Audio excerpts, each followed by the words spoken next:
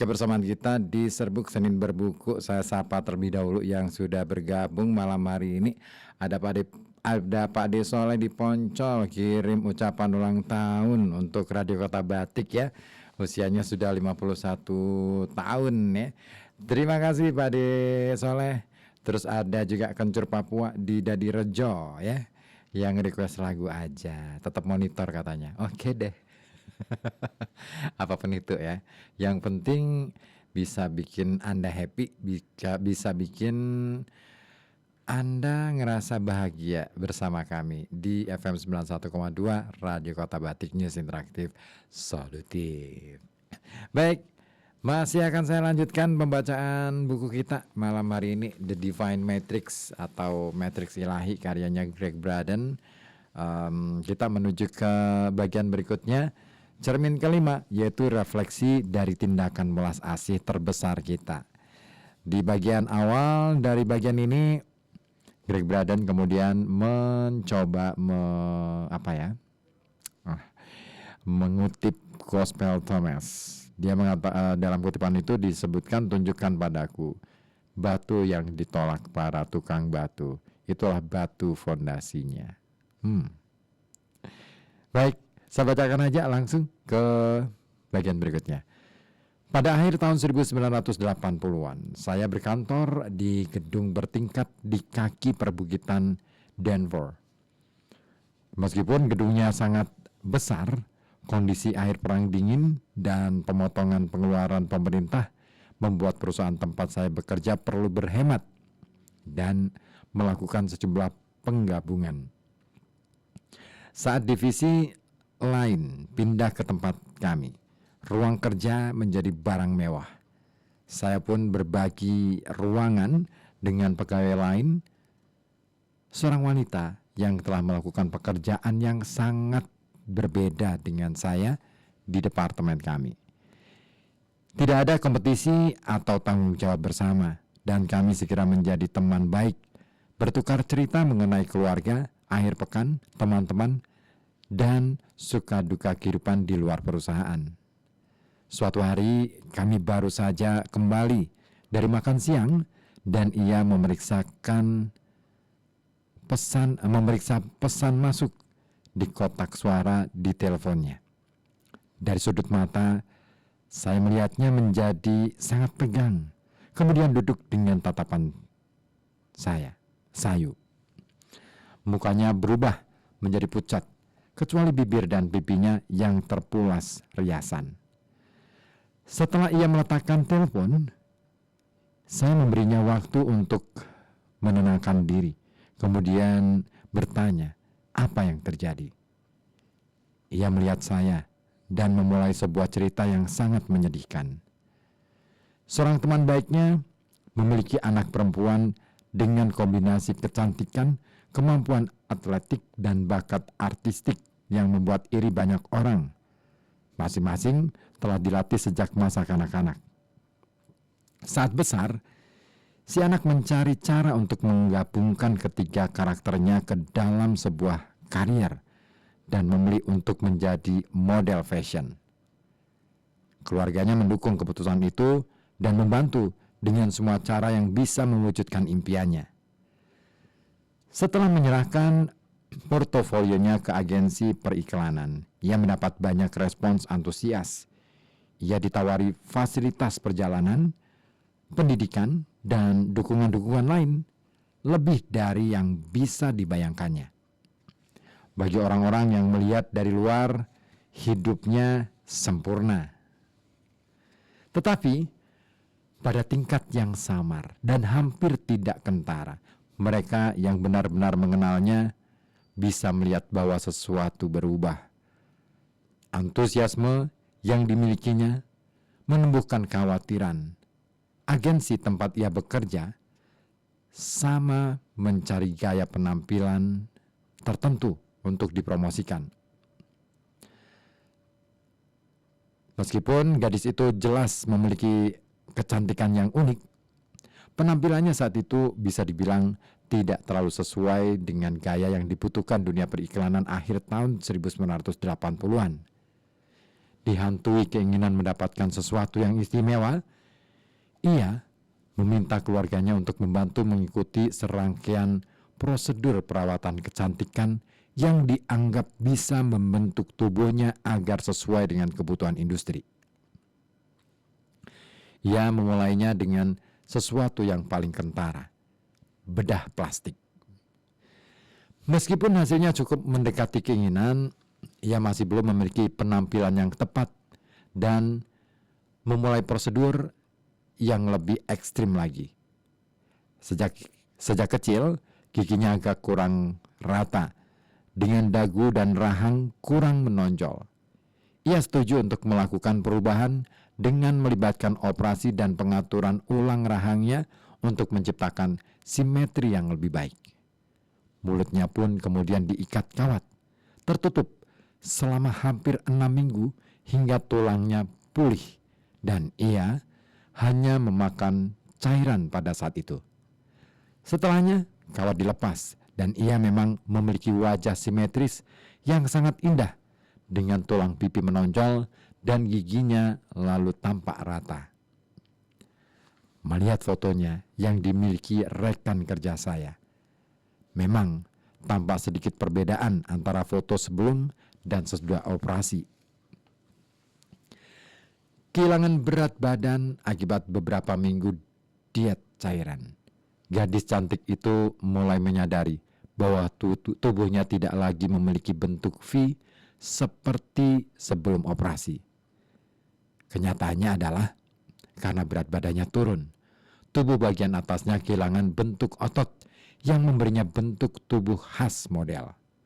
Bagaimanapun, ia menganggap itu sebagai masalah yang bisa diperbaiki lewat operasi, dan ia menempuh prosedur untuk menghilangkan bagian tulang rusuk melayang demi mendapatkan bentuk dan proporsi yang lebih baik.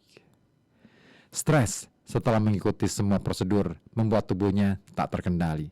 Ia tidak bisa lagi menambah berat badannya walau hanya 1 pon. Tubuhnya berada dalam mode penurunan berat badan dan ia semakin kurus setiap harinya. Pada saat orang tuanya menyadari apa yang terjadi dan membawanya ke rumah sakit, semuanya sudah terlambat. Akibat serangkaian komplikasi, bukan satu penyakit saja, gadis itu meninggal pagi tadi. Demikian kabar dari panggilan telepon yang diterima rekan saya setelah makan siang. Anda mungkin kenal orang-orang yang melakukan hal serupa, meskipun mudah-mudahan tidak se-ekstrim gadis dalam cerita itu.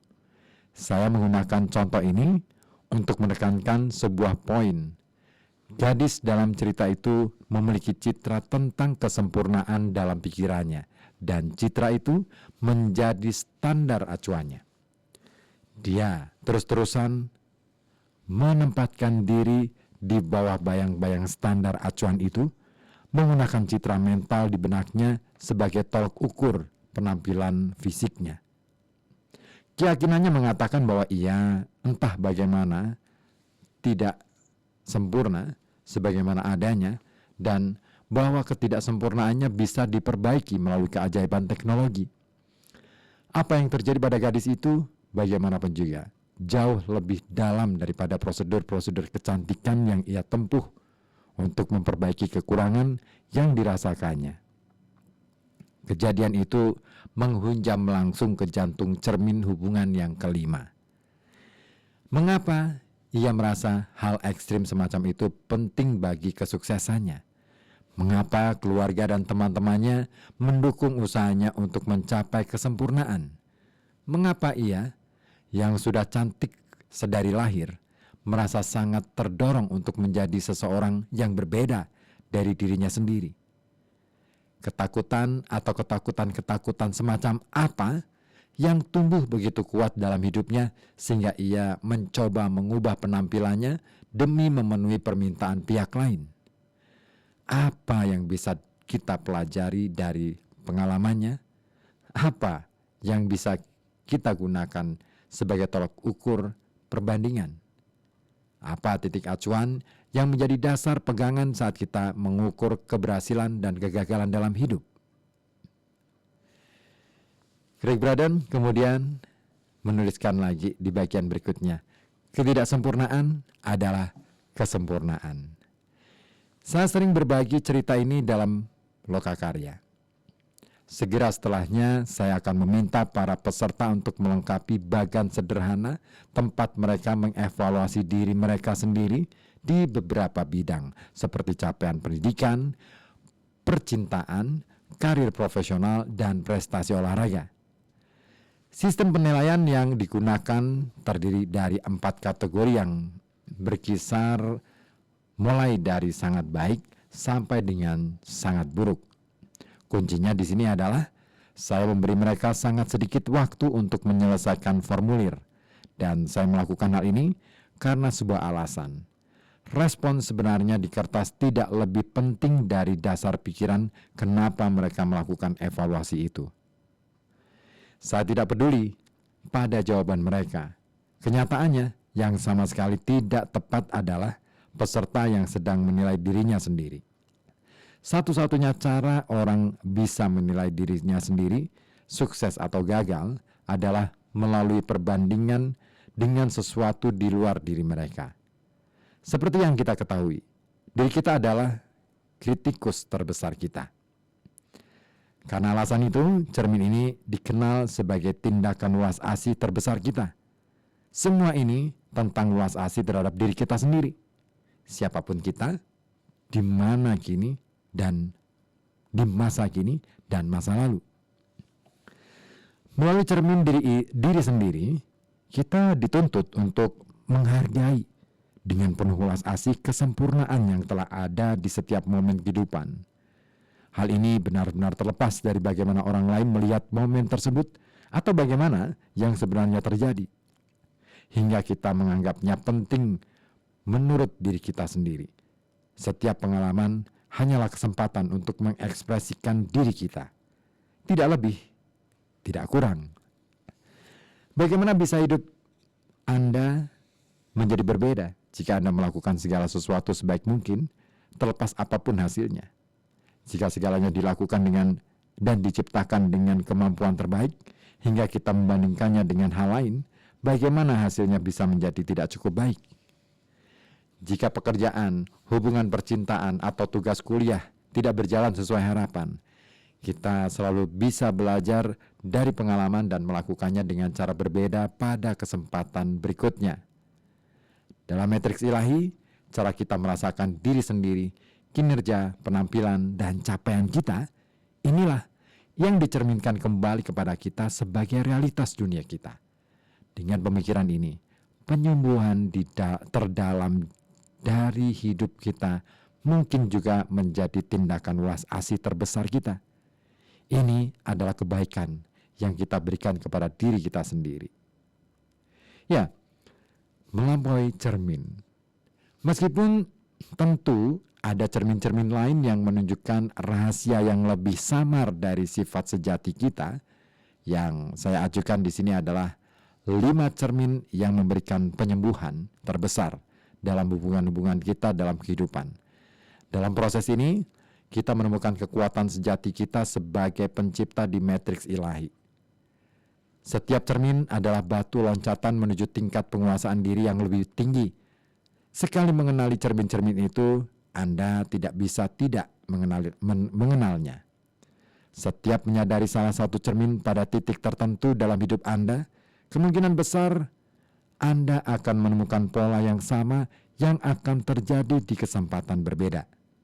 Persoalan kontrol yang memicu begitu banyak emosi dengan keluarga di rumah, misalnya, bisa muncul ke permukaan dengan intensitas yang lebih rendah saat Anda menawar mobil bekas orang asing.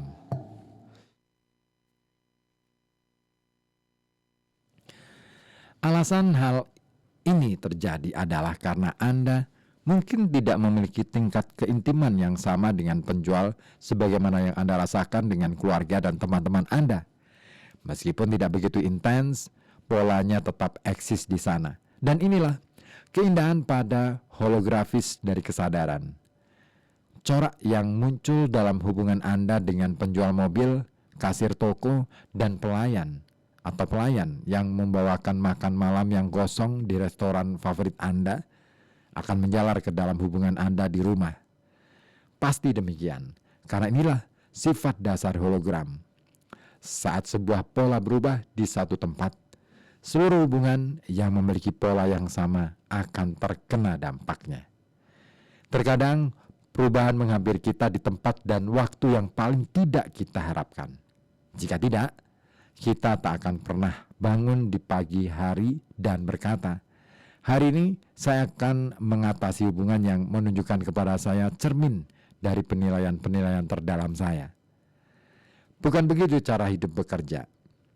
Sebagai gantinya, kesempatan untuk penyembuhan melalui cermin-cermin kita seringkali muncul pada saat kita misalnya melangkah ke toko atau menambal ban mobil kita yang bocor atau hal-hal biasa lainnya.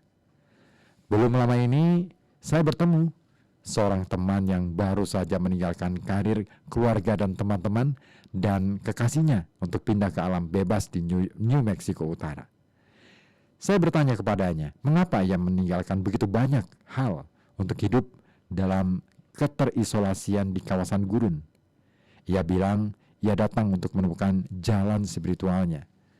Tapi pada saat bersamaan, ia pun bilang pada saya bahwa ia belum bisa memulainya karena segala sesuatunya tidak berjalan dengan baik.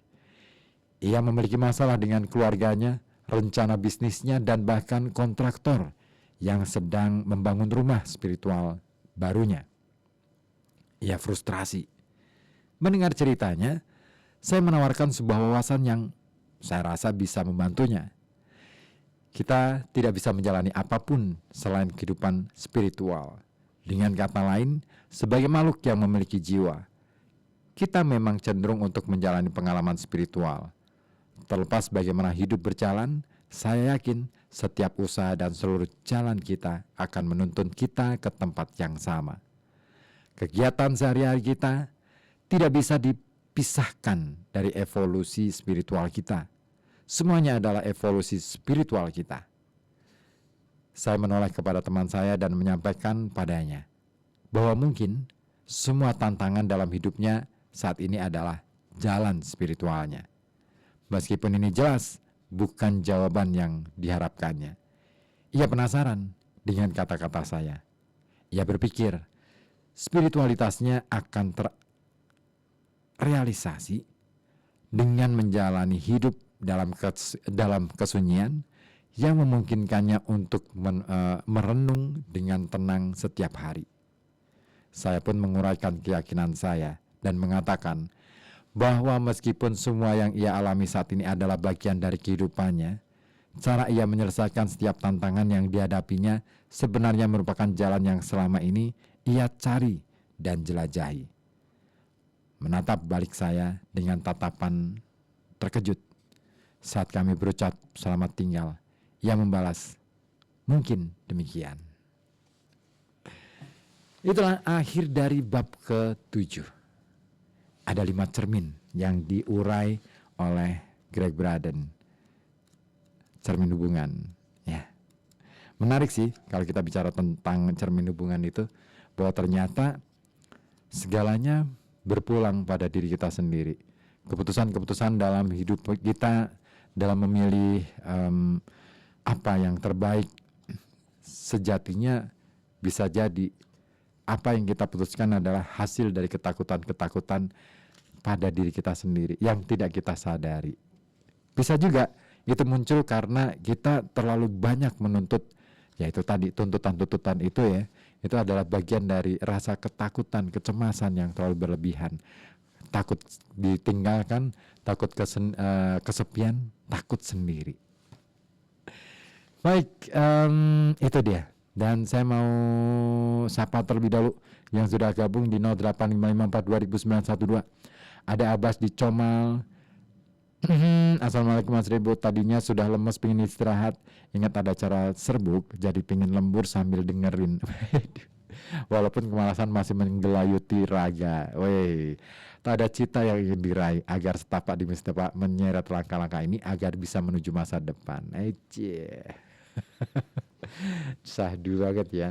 Terima kasih juga dari siapa ini? Aha, belum ada namanya. Oh, Arfa ya. Ila Arfa di Sapuro, indah. Ini kirim ucapan selamat ulang tahun sambil bikin ini nih. Apa nih? Tribon. Terima kasih ya, Ila Arfa. Wis, mantap. Ditunggu yang lain ya. Pokoknya ditunggu.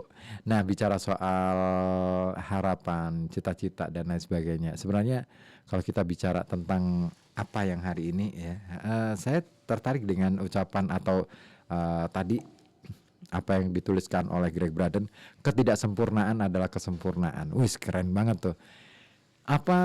Manusia pada dasarnya memang sudah diciptakan secara sempurna ya dari sananya gitu kan.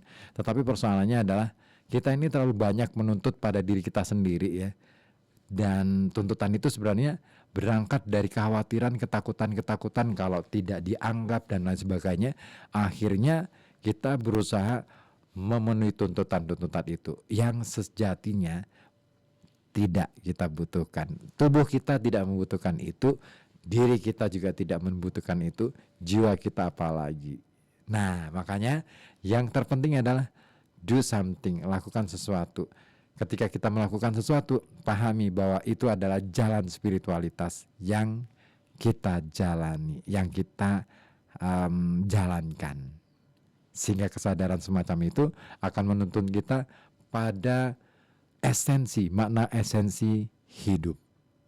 Kira-kira begitu ya. Oh, sudah menit ke 29, tinggalkan pukul 20 waktu Radio Kota Batik. Dan masih akan saya kawal serbuk ini sampai pukul 9 malam. Ada yang minta andai aku bisa tadi ya, dari suaranya Krisya.